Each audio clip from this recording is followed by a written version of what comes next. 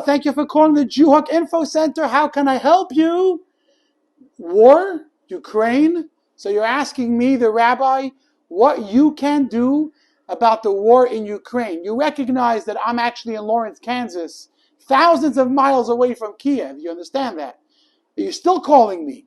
Because the Jewhawk Info Center has the answer to every question. Hey, hold on. Shabbat Shalom. You know what? This is the biggest question everyone's been asking me all week. Rabbi, what can we do about Kiev? And today, I was sitting on campus with my Jewhawk Info Center, and students were coming over incredibly, one after another, asking me, Rabbi, what can we do about the situation in Ukraine? So I'm going to give you an answer you would expect to hear from the rabbi. I'm not going to give you political advice. I'm not going to give you strategic war advice. I'm going to tell you what it says in the Holy Torah.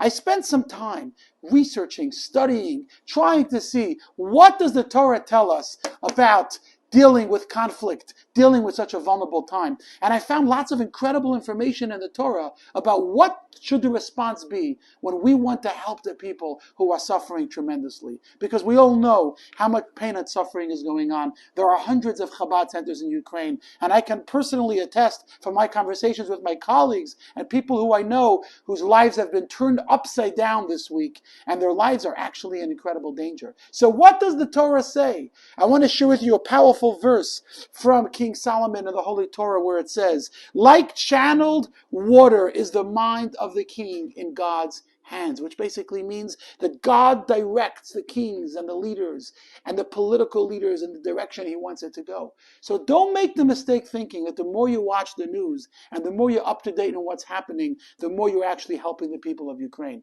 The best thing you can do is do your part to awaken the heart of God to be compassionate upon those people. And the way to do that is by increasing in Torah and mitzvot. So, here is my message from the Jewhawk Info Center. Every mitzvah you do right now, whether it's putting on tefillin, lighting Shabbat candles, giving charity, saying a prayer, whatever it may be, these mitzvahs have an incredible impact on the lives of our brothers and sisters who are suffering tremendously.